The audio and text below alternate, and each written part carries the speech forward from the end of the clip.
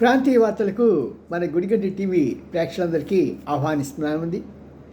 మన స్వతంత్ర దినోత్సవం నాడు అంటే ఆగస్టు 15న గడ్కరీ గారి ఫేస్ని చూసి అందరూ నవ్వుతూ చలాగ్గా హుషారుగా ఉంటే ఈయన ముఖం వేలాడేసుకుని ఉన్నారు. అప్పుడే మేము మీకు చెప్పాము, మరి ఈయన ఎందుకో ముఖం మార్చుకుని కూర్చున్నారు, అందరూ నవ్వుతున్నా సరే ఈయన మాత్రం చాలా పేలవంగా ఉన్నాడు ఏంటా అని. దానికి సంబంధించి ఈ రోజున ఒక స్టేట్మెంట్ వచ్చింది. ఇంకా ఈ సమయంలో నా బాధ్యత నుంచి నేను త్వరగా తప్పుకొని యువతకు నేను స్థానం ఇస్తాను అని ఒక ప్రకటన జారీ చేశారు. నేనే కాదు, పార్టీలో ఉన్న సీనియర్స్ అంతా కూడా యువతకి వాళ్ళు తప్పుకొని యువతకి స్థానం ఇవ్వాలని చెప్పి ఒక స్టేట్మెంట్ ఇచ్చారు. హఠాత్తుగా ఊహించని పరిణామాన్ని పార్టీ వాళ్ళు విశ్లేషిస్తున్నారు. ఎందుకన్నాడా ఏంటా అని. నా ఊహ ప్రకారం ఏంటంటే ఈయన ప్రైమ్ మినిస్టర్ సీటు ఆశిస్తున్నాడు. మరి కనీసం ఆ దరిదాపులో ఇతన్ని లేకపోవటం మూలంగా చిన్నప్పటి నుంచి ఆర్ఎస్ఎస్లో ఉండి ఆర్ఎస్ఎస్లో కానీ లేకుంటే పార్టీలో కానీ ఎక్కడా కూడా ఏ మచ్చ ఏ కలంకం లేకుండా తనకిచ్చిన ప్రతి పనిని చక్కగా పూర్తి చేసుకుంటూ ఏ గొడవలు లేకుండా స్మూత్గా డీల్ చేసే వ్యక్తి గడ్కరీని ఎందుకు నిర్లక్ష్యం చేశారో అనేది అర్థం కాదు. బట్ ఏదేమైనా సరే ఆయన చేసిన ఆ వాళ్ళ స్టేట్మెంటు ప్రకంపనాలు లేపుతున్నాయి. ఇంకా రెండవది కొండా సురేఖమ్మ. ఈ కొండా సురేఖమ్మ పాపం డాటర్ స్ట్రోక్, తన కూతురు సుస్మిత అర్థం పద్ధం లేని మాటలు మాట్లాడి పాపం తల్లికి పదవి గండాన్ని తెచ్చిపెట్టింది. ఈమె పాలిటిక్స్ కన్నా కూడా సినిమా యాక్టర్గా చాలా బాగుంటుంది. ఆమె ఫేస్ కానీ మాట్లాడే తీరు కానీ చాలా బాగున్నాయి. ఒక సినిమా యాక్టర్కి ఉండాల్సిన అన్ని లక్షణాలు ఉన్నాయి. మరి కొండా సురేఖ విని ఆవిడ సినిమా ఫీల్డ్కి పంపిస్తే బాగుంటుందేమో. అలా చేస్తేనే కనీసం రాజకీయాల జోలికి రాకుండా ఉంటుంది. రెండవది ఇప్పుడు ఏమవుతున్నదంటే కూతుర్ని కంట్రోల్ చేసుకోలేని ఆమె అది ఆవిడ యొక్క వ్యక్తిగత విషయం అని పనేటప్పటికీ మరి అధిష్టాన వర్గానికి చాలా కోపం వచ్చింది. ఇప్పటికే ఎవరిని పడితే వాళ్ళని ఎలా పడితే అలా డీల్ చేసే ఈమె కొండా సురేఖ ఏ పార్టీలోనూ 4 రోజులు హాయిగా ఉన్న దాఖలాలు లేవు. మరి దేశంలో ఉన్న పార్టీలన్నీ తిరిగేసింది. కానీ ఇప్పుడు ఒకే ఒక పార్టీ తను చేరని తను వెళ్ళని పార్టీ ఒకటి కనిపిస్తుంది ఆశాకిరణంగా. అదిగో అదిగో అదిగో అదిగో అల్లదిగో జనసేన, అదిగో అల్లదిగో జనసేన మనసేన అని ఇప్పుడు ఈవిడ గారు ఆ జనసేన పార్టీలోకి వెళ్తుందేమో. ఒకవేళ వెళ్ళిందే అనుకోండి కర్మగాలి. అఫ్కోర్స్ పవన్ కళ్యాణ్ గారు ఆయన చేర్చుకోడు. ఒకవేళ కాదు కూడదు అంటే ఈవిడ, ఎందుకంటే కింద కాలు పట్టేసుకోండి పీక పట్టేసుకుంటుంది, ఏదైనా చేయగల వ్యక్తి. చాలా ఎక్స్ట్రాలు చేస్తుంది. మరి దానివల్లే ఆవిడ ఎక్కడా కూడా స్థిరత్వం లేకుండా ఇటు అటు అటు ఇటు మారుతూనే ఉంది.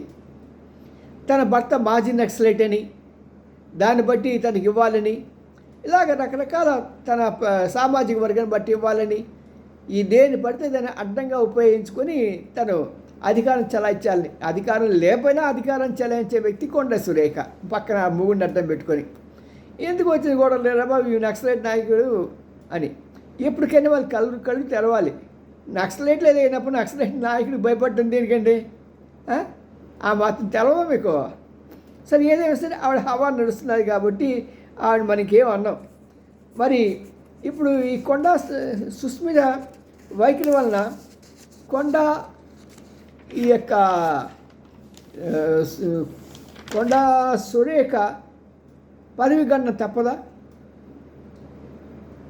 చూస్తుంటే తప్పదు అనే తెలుస్తున్నది.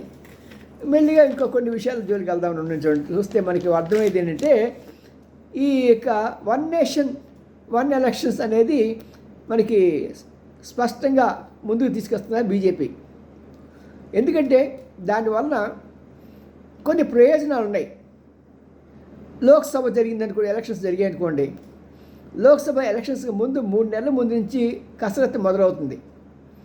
టీచర్లు స్కూల్ మానేసి ఆ జనాభా ఆ నియోజకవర్గంలో ఎవరు ఉన్నారు ఎవరు పోయారు అవన్నీ లెక్కేసుకొని వాటిని చేసుకోవడానికి, ఆ తర్వాత ఎలక్షన్స్ అప్పుడు వాళ్ళే అక్కడ ఉండాలి.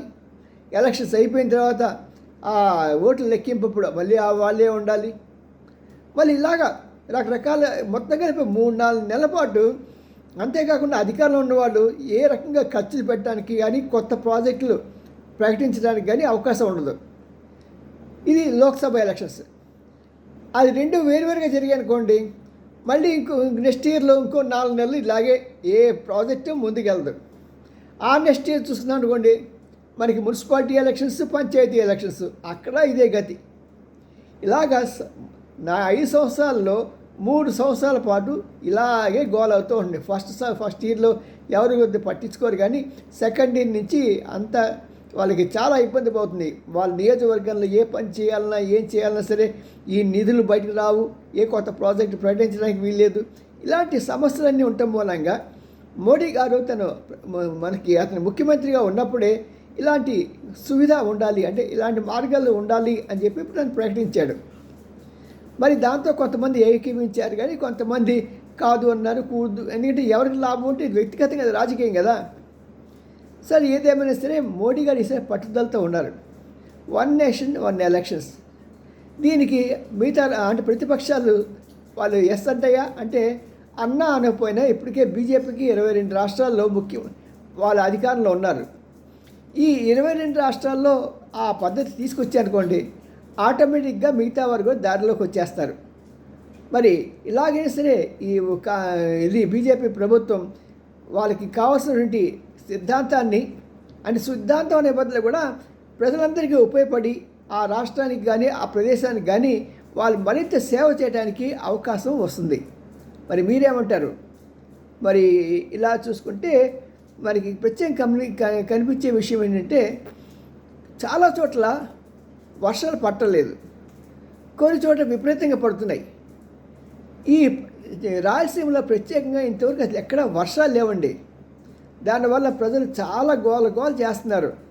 ప్రయోజనం ఏముంది చెప్పండి? ప్రకృతి వికటించినప్పుడు వాళ్ళని కేవలం మనం ఆదుకోవాలి తప్పించి ఇంకేమీ చేయలేం.